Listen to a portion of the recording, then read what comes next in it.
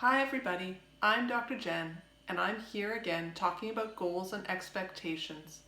How have you been doing? Have you been thinking about your goals and expectations? Have you made any changes? Today I want to talk about why it's important to live in the present. Now, what does that mean to live in the present? Of course we all live in the present. I mean compared to living in the past. When we live in the past, we spend a lot of time comparing our lives now to how they used to be. And I bet it's tempting for a lot of us to compare our lives now to how they used to be, thinking about how we used to go out and how our kids used to go to school and what our lives used to look like. But when we spend a lot of time comparing our lives to the past, it can be disappointing and we can set expectations that are hard to meet. It's hard to make our lives now look like they did in the past.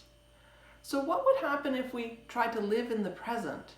If we embrace the situation that we're in right now and we tried to work with the circumstances that we have to set expectations that were easier for us to meet?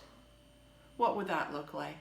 Well, I heard from a family the other day that all of a sudden they're not so busy running around to hockey and dancing and all their activities. And now the kids have time to wash dishes after dinner. And you know what happened? The kids were washing dishes and they turned on some music.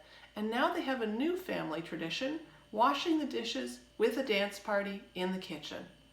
Now that isn't what happened in the past. And the truth is, it might not continue to happen in the future.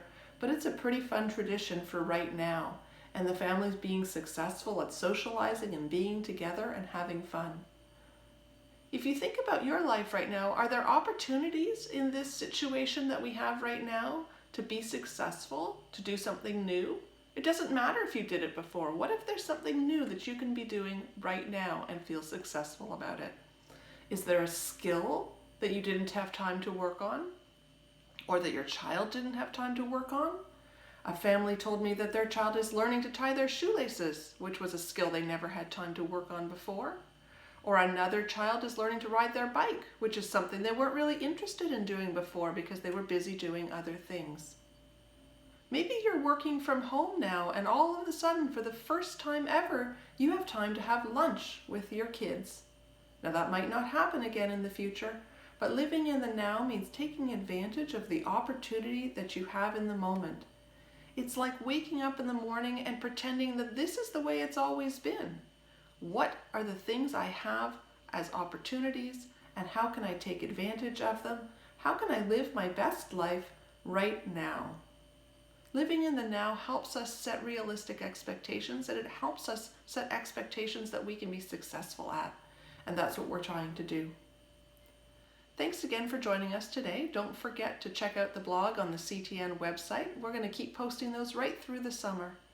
And remember, stay safe, stay home, and keep thinking about your expectations. Thanks.